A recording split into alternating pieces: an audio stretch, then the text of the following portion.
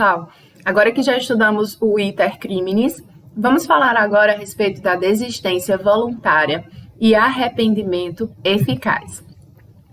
Ambos estão previstos no artigo 15 do Código Penal, que diz: o agente que voluntariamente desiste de prosseguir na execução ou impede que o resultado se produza, só responde pelos atos já praticados. E aí, pessoal, nós não podemos confundir com a tentativa. Aqui, a consumação do crime não ocorre em razão da vontade do agente. Tanto na desistência voluntária quanto no arrependimento eficaz, a consumação do crime não ocorre porque o agente não quer. Não ocorre a consumação em razão da vontade do agente.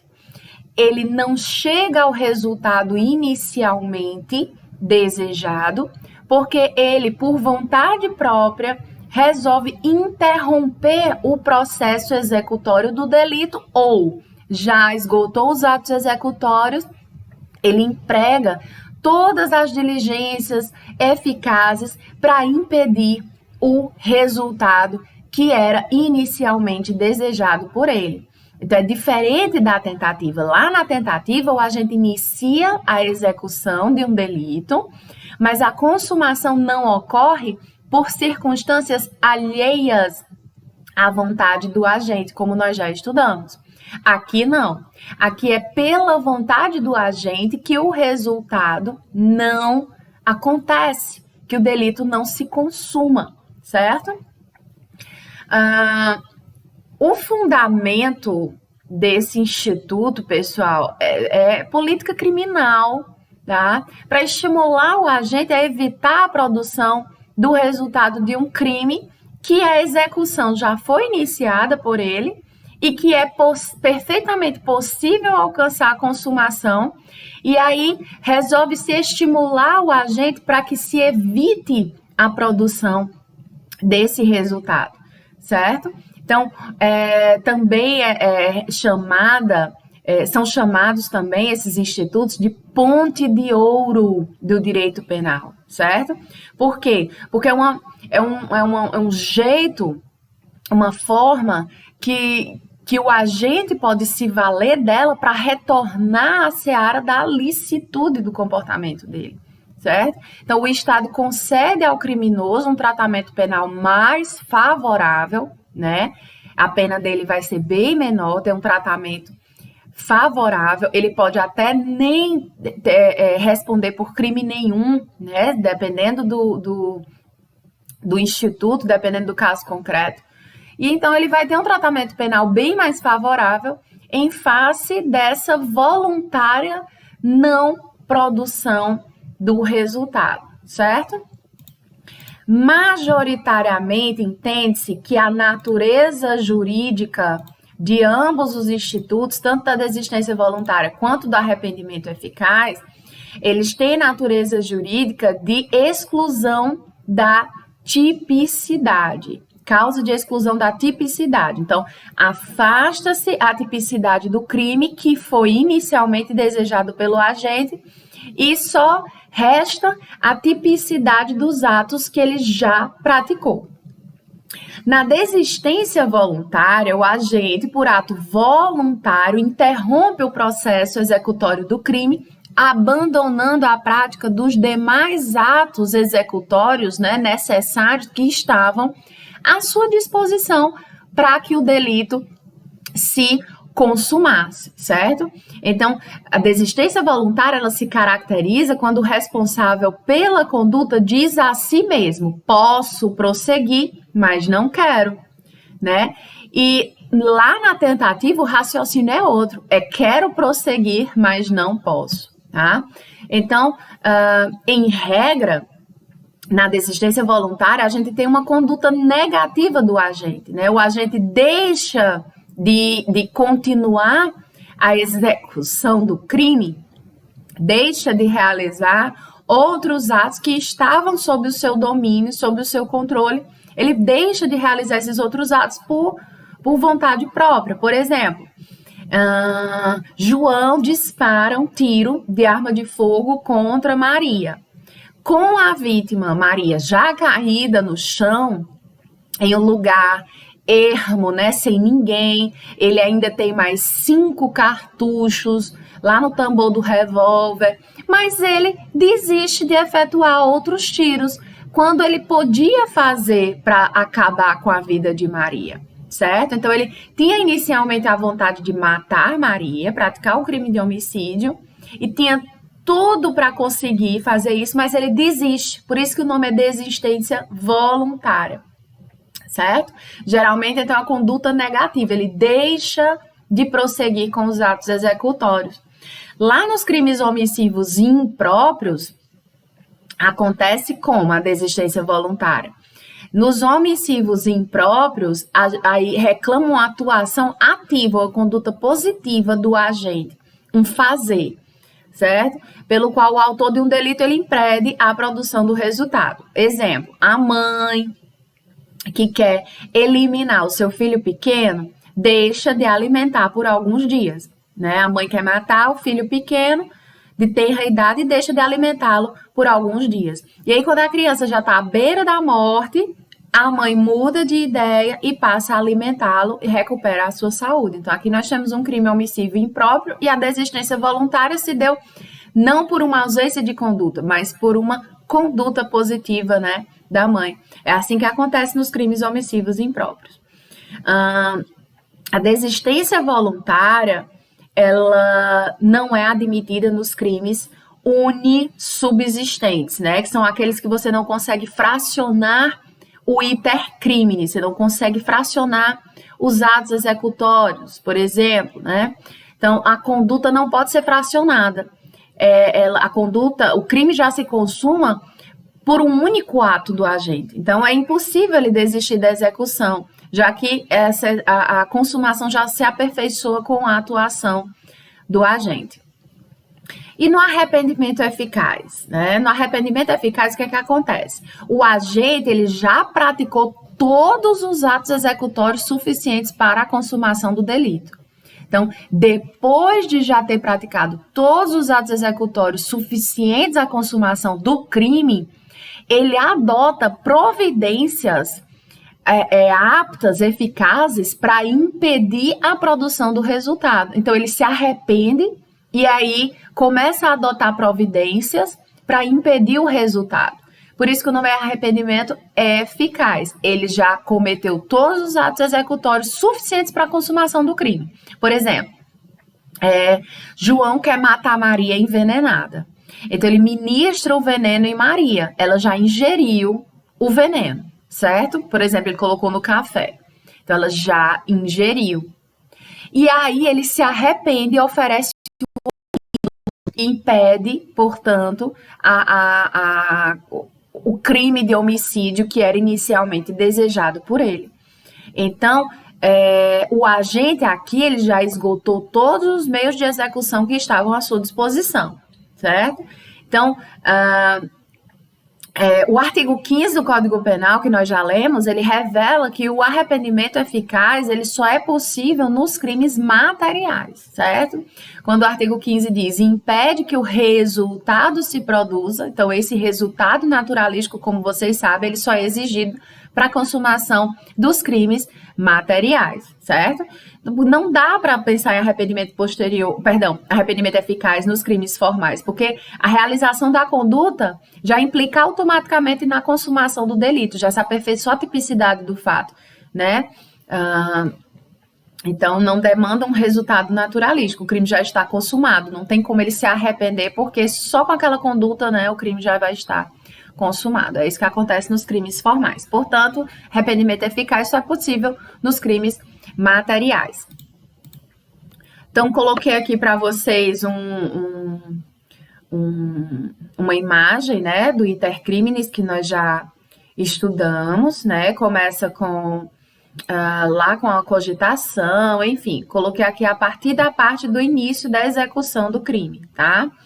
Então, e tem início a execução do crime e o agente desiste voluntariamente, impede o resultado, nós temos o Instituto da Desistência Voluntária. Se ele já terminou, já esgotou todos os atos executórios que estavam, né, à sua disposição e ele impede que o crime se consuma, aí o instituto já é o do arrependimento eficaz, certo? Ambos têm os seguintes requisitos: voluntariedade e eficácia. Voluntariedade e eficácia são os dois requisitos, tanto para a desistência voluntária quanto para o arrependimento eficaz, certo? São requisitos comuns de ambos. Devem, portanto, ser voluntários, ou seja, livres de coação física ou moral. E aí não importa se são espontâneos ou não. A iniciativa tem que emanar, a iniciativa pode emanar de uma terceira pessoa ou mesmo da própria vítima, bastando aquele pensamento: posso prosseguir, mas não quero. Não importa por que ele mudou de ideia, certo? Os motivos são irrelevantes. Por que ele desistiu voluntariamente? Por que ele se arrependeu eficazmente? Os motivos são irrelevantes. Basta que isso tenha sido voluntário. O que não seria voluntário, professora? Não seria voluntário se alguém chegasse e ameaçasse, dissesse: olha, se você continuar dando tiro, né, agora que ela já está caída no chão, naquele exemplo que eu dei de João, que atirou em Maria, num lugar ermo, né, longe das pessoas, tinha mais 5 cartuchos no tambor do revólver, mas ele desistiu voluntariamente de dar seguimento à empreitada criminosa, e aí Maria não veio a óbito, ele não veio a matar Maria. Se chegasse alguém, ele fez isso voluntariamente, então isso é desistência voluntária. Se chegasse alguém e ameaçasse: João, se Maria morrer, eu vou lhe demitir. Então ele teve uma coação moral. Isso não foi voluntário. Então não se aplica o Instituto da Desistência Voluntária. Agora, se chegasse alguém e ligasse no celular dele, alguém ligou no celular dele e dissesse assim: João, pelo amor de Deus, não faça isso não. Ela tem filhos, tem um marido, ou então é uma pessoa idosa. Faça isso não, pense direito. E aí ele não dá seguimento à empreitada criminosa, ou por desistência voluntária, ou por arrependimento eficaz. Ele busca, né, que os efeitos dos atos executórios já praticados, ele busca eficazmente reverter a coisa, né, como no exemplo do veneno, dando o antídoto. Então, isso é voluntário. A ideia não precisa emanar da cabeça dele, certo? E a espontaneidade, né? Então, exige-se que essa vontade venha dele, fruto da mais honesta vontade dele, né? Desistir voluntariamente ou fazer alguma coisa de forma eficaz para impedir a produção do resultado, certo? E é necessário que seja algo eficaz, que a atuação do agente seja capaz de evitar a produção do resultado naturalístico. Não estou dizendo: ai, meu Deus, eu me arrependi, vou me ajoelhar e rezar que essa pessoa não morra envenenada. Não. Se ele deu um antídoto, o antídoto não funcionou, o resultado se produziu, então não adiantou de nada, ok? Não adiantou de nada. Para fins de arrependimento eficaz, não foi eficaz. Então tem que ser algo eficaz, que venha realmente evitar a produção do resultado. Se, embora o agente tenha buscado impedir a ocorrência do resultado e ainda assim o resultado se verificou, ele vai responder pelo crime consumado, ok? Vai responder pelo crime consumado.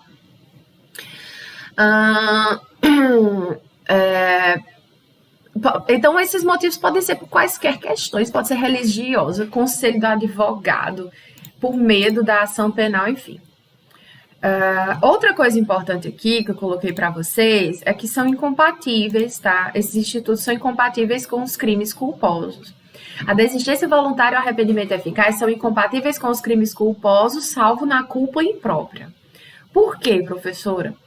Porque nessa modalidade de delito, como vocês sabem, dos culposos, o resultado naturalístico é involuntário, não é algo que o agente já estava desejando desde o início da sua conduta, né? Então, é ilógico você imaginar um resultado que o agente desejava produzir para em seguida ele abandonar a execução, ou que a ele conduziria ou impedir a produção. Se era culposo, ele já não queria, né, aquele resultado, ele agiu de forma culposa, como nós já vimos. Negligência, imprudência ou imperícia. Então, ele jamais desejou o resultado, certo? Então, ainda para encerrarmos aqui, né, nós temos a questão dos efeitos, certo? Os efeitos desses institutos, os efeitos do arrependimento eficaz, né, e da desistência voluntária. Na desistência voluntária e no arrependimento eficaz, o efeito é o mesmo. O agente não responde pela forma tentada do crime, inicialmente desejado, né? Mas ele vai responder somente pelos atos já praticados. Então, por exemplo, tiro de arma de fogo, né? E ministrar o veneno. Nós não temos tentativas. Nós não temos tentativa, porque se a pessoa sobreviver, não foi por motivos alheios à vontade do agente, foi porque o agente desistiu voluntariamente ou porque ele se arrependeu de forma eficaz. Então, ele não vai responder pela modalidade tentada, de homicídio tentado. Ele vai responder se tiver trazido, por exemplo, uma lesão corporal para a vítima, ok? Ele vai responder pelo crime de lesão corporal. Então, a pena vai ser menor, beleza? Na desistência voluntária e no arrependimento eficaz, nós temos, portanto, essa exclusão da tipicidade do crime inicialmente desejado pelo agente. Então, resta somente essa responsabilidade penal pelos crimes já praticados, que vão configurar um crime autônomo e já consumado, certo? Então, por exemplo, aquele que deseja matar e aí efetua um disparo de arma de fogo contra a vítima sem atingi-la, abandonando seu propósito criminoso, ele vai responder apenas pelo crime autônomo de disparo de arma de fogo. Tá? Existe o crime autônomo de disparo de arma de fogo. Então, ele não atingiu, ele abandonou em seguida o propósito criminoso. Ele poderia ainda ter disparado novamente, poderia, mas ele não fez. Ele desistiu voluntariamente. Então, ele vai responder só pelo crime de disparo de arma de fogo, certo? Aquela pessoa que no interior de uma casa que ele ingressou para furtar desiste voluntariamente da execução do crime de furto. Ele vai responder então pelo quê, professor? Chegou lá dentro, ele desistiu. Não, o que eu estou fazendo da minha vida, vou embora. Ele vai responder somente pelo crime de violação de domicílio, que está lá no artigo 150 do Código Penal, porque houve uma desistência voluntária, ok? Nesse exemplo que eu dei. Então, nesses dois casos, exclui-se a tipicidade do delito inicial, resta somente o delito menos grave já consumado. E é possível também que os atos já praticados pelo agente não configurem crime autônomo, não configurem nada, né? Por exemplo, o indivíduo está na rua e vê uma moto parada num determinado estacionamento e aí deseja furtar a moto, se aproxima da moto, né? E aí ele se apodera da moto no estacionamento, começa a tirar a moto, mas aí não danificou nem nada, e naquele momento ele desistiu. Nessa situação, vai ficar impune. Ele desistiu da moto, não foi por motivos alheios à sua vontade, ele poderia ter continuado levando a moto embora, mas ele desistiu voluntariamente. Então, aí nesse exemplo que eu estou dando, não configura crime nenhum, certo? Não deixem de ler, pessoal, a doutrina acerca desses institutos penais, são muito importantes.